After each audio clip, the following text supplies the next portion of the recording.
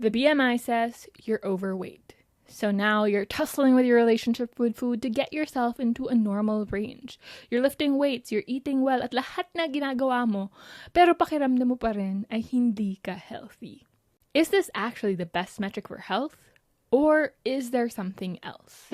My name is Sebastian. I'm a registered nutritionist and dietitian, and this is the Donut Box, where we unbox stories and talk about things we usually don't talk about. Today, we're unboxing the BMI. So if you're ready, let's unbox the story. The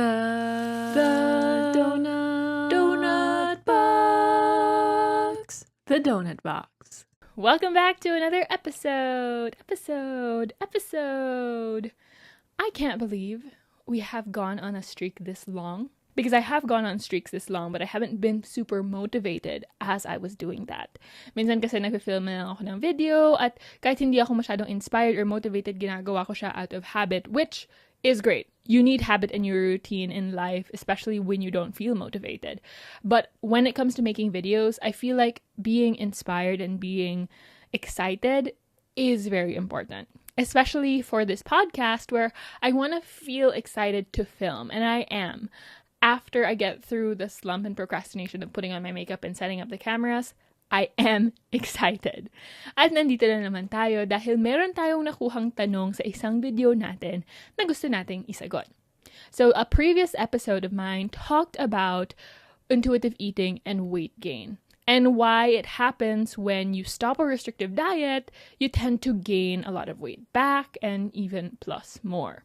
And we talked a lot about the keto diet as well, specifically because this was the diet that somebody was referring to. Now, I took a snippet of that episode, syempre, para ma-promote natin yung podcast. Kailangan din natin yun. Well, I got a comment on that video, and somebody was asking me to talk about the BMI. What my thoughts are, should we use it, and is it actually helpful for defining and determining health? If you've been part or listening to the podcast since the beginning, nagsimula tayo noong 2022 sa Spotify. Dami na nating episodes. Actually, this one is the 96th episode. I know. It's crazy how time flies. But you can see the evolution of the podcast, and it has gone through many iterations. And it's only been recently that we started to do the video versions as well on YouTube. There is already an episode that we talked about the BMI pretty in depth, actually. Pero naisip ko na ulitin na lang natin. Pag-usapan ulit natin, maybe we can add some more insights, some renewed information, and also for those who are watching the video. Let me grab my donut box and let's unbox it. We've got a crochet donut. Yeah, I'm gonna work on that. The BMI is also known as the body mass index. And it's an equation that basically gets your weight in kilograms and divides it over meters squared. And the number that you get is usually put in reference with a chart that puts you into categories such as underweight, normal weight, overweight, obese 1, obese 2, and obese 3. This is widely used in health insurance, fitness, and a lot of the wellness space. Madalas ginagamit ito para sabihan tayo or bigyan tayo ng impormasyon tungkol sa ating kalusugan. The question we have to ask is it really a helpful tool, and should we actually be using it? But to answer that question, we have to go into the history of the BMI. It starts in the 1830s with Adolphe Quetelet. This human is a Belgian mathematician, statistician, and not a medical doctor. The reason why they created what was initially called the Quetelet Index was to study averages of populations, not individuals. So their goal was to use it for statistical reasons and not clinical use. Ngayon, lumipas ang mga 100 taon. 1970s, Ansel Keys. This human is the one who popularized using the BMI as a measure for obesity research. And they found that the BMI somehow had a better correlation to body fat than other simple measures at the time. I'm not sure what the other measures were at that time, but they found that this one played a bigger role in giving information about body fat for a human. Kaya ginamit na nila. Now, in the 1990s up to the 2000s, there's a widespread adoption of using the BMI now as a metric or a measure for health. WHO and CDC have standardized BMI cutoffs, and it's also used globally for public health tracking. There's also studies that use it, guidelines and policies often use the BMI as a standard as well. So what started off as a way to describe populations have now become a way to describe health. And is that good? Is it true? Well, let's talk about the pros and cons of the BMI. One major pro is definitely that it is inexpensive and very easy to calculate. Basta alam mo yung equation. I remember when I was in college, my professors had taught us about the BMI, and they had explicitly emphasized that we should memorize this equation kasi marami silang kilala na mga estudyante nila na pagtanda hindi na alam yung equation. Well, it is kilograms over meters squared.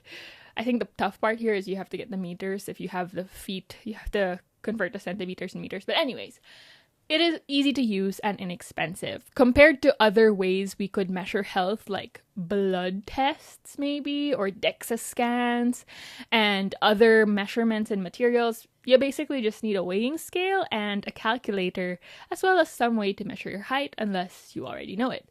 So madali talaga siyang gamitin in pretty much any context.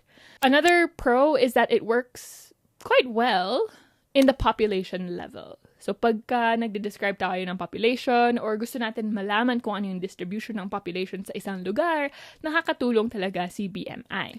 And yes, there have been studies that associate higher BMIs with certain disease risks, specifically diabetes, cardiovascular diseases, and hypertension.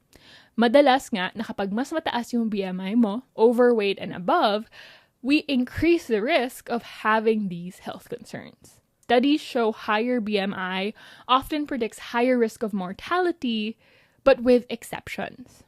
Now, with that in mind, let's also take a look at the limitations of using the body mass index. First, it doesn't distinguish between fat and muscle. And one of the biggest things that we have learned over time is that muscles are very, very important in the body. Importante ang muscles natin para sa pagtanda natin. There's something called age-related sarcopenia, where essentially you are losing muscle mass as you age. And BMI doesn't measure if you are losing muscle mass or if you are losing body fat over time. It only knows your weight. Kapag tumapak ka sa scale tapos sabi 150, hindi mo alam kung gaano karami ba doon ay muscles, gaano karami ba doon ay bones, at gaano karami ba doon ay tubig. So when it comes to the BMI, you're not actually able to distinguish or tell what a person's body fat percentage is at kung gaano karaming muscles ang meron siya. Which is why many athletes tend to fall into the obese and overweight portion of the BMI when they are very, very fit and they are very, very active. Now, I guess the question is, are all athletes truly healthy with the intensity and stress that they put themselves all the time in? But that's not what we're going to answer in this episode. All we want to emphasize is that the BMI focuses only on height and weight and doesn't really take into consideration other aspects such as body composition that are very crucial. Another thing is that it ignores fat distribution. Just because you have body fat, it doesn't necessarily... Body fat is completely normal. Everybody has it to a certain degree and a certain percentage. Pero isa sa mga gusto natin tignan madalas ay kung saan ba nakalagay ang taba na to. There's two specific types of fat that we usually look at. That is visceral fat, which is the fat that surrounds or is around the organs. Tapos meron tayong subcutaneous fat, which is usually the one that is, well, under the skin.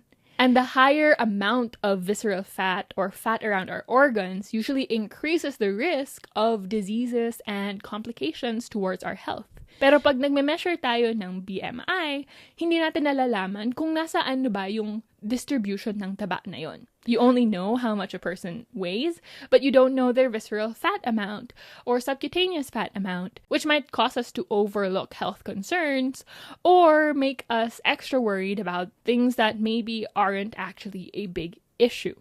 one thing that we usually use aside from the BMI is either waist circumference or the waist to hip ratio. And these are usually much better indicators because they give us more information about visceral fat.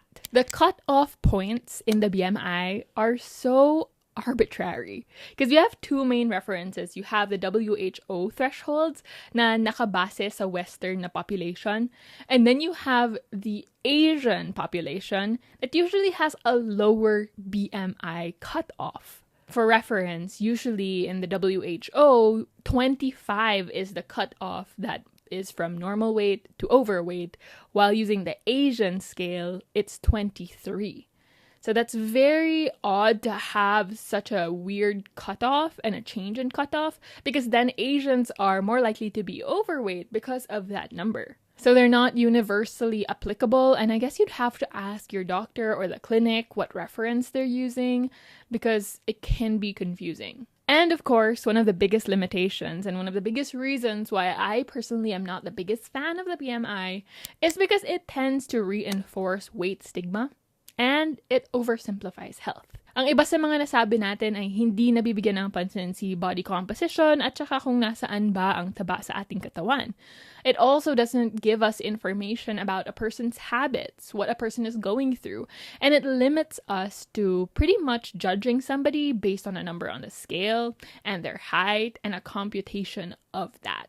Athletes tend to fall under the higher BMI of overweight and obese, but that's largely because their weight is impacted by their muscle mass. While somebody who is in the normal weight, depending on their habits and their lifestyle, could still be at risk for certain diseases that get brushed off. I've had many clients tell me and come to me na pumunta daw sila sa doktor at yung unang sinabi sa kanila nung nakita lang sila ay kailangan mo mag-lose ng weight.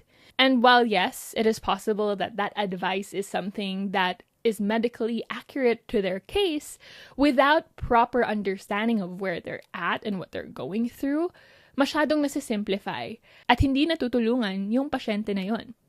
Because when you are told that you are overweight or that you need to lose weight without proper context and understanding of what your body is going through or what you've been going through, you put a lot of pressure on yourself. Ngayon, pipilitin mo na lang mag-lose ng weight kung gaano man kabilis na kailangan. And that usually ends up with a lot of, bad relationships with food, yo-yo dieting, and multiple cycles. Also, the tendency is for there to be so much pressure where it's like, okay, you're overweight this month, next month you should be normal weight. But there's this big range and big amount of weight you have to lose, which isn't even healthy to lose very, very fast. I've had clients who are the most active, eating the most balanced foods, but fall under the overweight side, and when they go to the doctor and are told to lose weight, they get very confused and anxious, and they worry that they haven't been doing enough, which leads them towards the obsession around health. And so this is one of the biggest reasons why we can't just use BMI on its own when it comes to measuring health. And I think it's also unfair for us to start a conversation with BMI as the main metric when it comes to health. Now, again, I'm not saying that the BMI is bad automatically, because it can still be one point of reference, as there have been studies that shown that there is a relation between higher mortality, higher morbidity when you have a higher BMI. Pero hindi kasi tama na yun lang yung ginagamit natin kapag pinag-uusapan natin ang kalusugan. Because you don't get to see habits, you don't get to see mental health, you don't get to see environment, accessibility, and all of those things based on the BMI. And by the way, hindi ko pinapagalitan ng mga doktor o mga health professionals na gumagamit ng BMI because that has been a standard that has been taught to us over the years to use, and it's pretty much been part of practice. But slowly over time, we're being a lot more weight inclusive and being able to understand more of how to approach, especially when it comes to weight management and mental health, concerning the BMI. So I guess a big question that we want to answer is, should the BMI really still be used today? Well, I think yes, with caution. It works with a large population, but it's just not nuanced enough for a single individual. And if we are going to use the BMI, we would like to use it alongside other measurements of health so that we don't create any weight biases or health biases that can harm our clients in the future. Ang dami kasing hindi natutulungan dahil takot sila pumunta sa doktor kasi takot sila na i-judge lang sila base dun sa BMI at hindi sila pakikinggan. When we are able to see a bigger picture and understand more of the story, I think people will be more inclined to show up, tell their stories, and take care of themselves. So going into what are the other possible measures for health, let's talk about them. Well, one, of course, could be the waist circumference as well as the waist-to-hip ratio kasi napaka-importante ang dalawa na to para malaman natin yung distribution ng body fat at malaman natin kung meron nga tayong visceral fat. Another one could be body fat percentage, because this could be very helpful for us to know. Of course, if you have a lot of body fat, that is something that we want to be mindful of. In the same way that if you have too low of body fat, that's not actually going to be good for you long-term either. For women, nawawalan ng period, na uubusan ng buhok, na i-impact yung hormonal balance. So we are still looking to find the middle ground either way. Another thing that is important, although probably quite expensive, kasi depende rin naman ito sa individual, is definitely blood markers. Glucose, lipid, A1C, all of those basic measures that are important for us to see and have more information. Kasi hindi naman automatic na mataas ang timbang mo ay diabetic ka na. I think that's one of the biggest misinformation or misleading things that we have heard and seen. Kasi pag nakikita natin ng isang tao na malaki yung katawan, ay diabetic yan. It's like automatic in our head, but that's not true. I've also met people who were in smaller bodies who had diabetes, and not even type 1 diabetes, it was type 2. Because there's more relations to health and disease than just your weight. There's also genetics. Of course, there's lifestyle, and so many other factors that you can't just tell by looking at someone. All I want to emphasize is that you cannot judge somebody's health just based on looking at them because there's so many factors that you do not see. Other things we can use, of course, is blood pressure, and we can also take a look at lifestyle, where we can take a look at if they're moving their body and what type of exercise they do. We can ask or take a look at their diet, their accessibility to food, their meal patterns, their relationship with food, and also take a look at maybe their accessibility, and also take a look at stress management and sleep, and very important markers that play a big role in seeing the bigger picture of what someone is going through. And of course, it's important to understand and acknowledge this without judgment. Because the tendency is we go into it like, nagwo-workout ka ba? Ano ba kinakain mo? That just creates judgment and fear on the individual because that just impacts the confidence of the person. And then they're less likely to implement changes that would actually improve and help them. So my personal opinion about the BMI is that it can be a starting point, but should not be the sole or endpoint measurement for health assessment. Kasi ang dami pang napaka-importanteng tignan. And there are just so many people that have been brushed off and not taken seriously. Their concerns are put away based on their BMI. Mataas BMI mo, masakit tuhod mo, mag-lose ka ng weight. What if there's something more that we don't know that's happening? What if it's also related to building muscles around the legs? Okay, tumataba ka na, mag-lose ka na ng weight. Well, what if they have PCOS and it's a symptom of that health concern? When we minimize all of these things down to a number on the scale, we don't actually get to make long-term changes or help the person make these changes. The BMI has historically been very significant at nagagamit talaga siya specifically for public health. Pero hindi siya pwede maging mag-isang gamitin pagdating sa pagtingin natin sa kalusugan ng isang tao, especially across a diverse population. What we want to look into is a more multifactorial, personalized metric and approach to capture metabolic and lifestyle health and the picture of a person and not just the body size. Now, as an individual, If I can't rely on my weight, or I shouldn't only focus on my weight, what are other things that I can look into as a measurement or indicator for my health status? Syempre, yung sa mga nasabi natin, waist circumference, waist to hip ratio, blood lipid and blood markers, blood pressure, lifestyle, and all of those things. Other aspects, of course, could be to the personal level of what you want to feel and what you want to work on. Something I usually ask my clients is, ano ba yung gusto mong makuha o gusto mong maramdaman? What is health to you? What does that look like? For me, I think health looks like being able to balance taking care of myself, but also living my life. Because something I always say is this: health and exercise and fitness should enhance your life, not control it. And the moment that it controls your life, it's probably and the moment it controls your life is the moment we have to reassess our lifestyle. So I want you to ask yourself, what does health look like for me? Ano ba yung itsura na yun na kaya kong ma-achieve realistically? Is it really working out 5 times a week when you don't really have the time to do that right now? Or maybe you don't have the energy just yet to get there? Is it being able to cook your own meals at home? Is it not feeling tired by the middle of the day? Is it having a regular bowel movement? Is it being able to wake up energized rather than wanting to go back to sleep? Because when you're able to understand what you want to feel, you can pinpoint better measures and metrics for health that show and help you know if you are improving or in the right direction. So take a look at your energy levels, your feelings throughout the day, the progress that you make in the gym, the amount of steps that you're able to do, and the endurance and stamina that you have.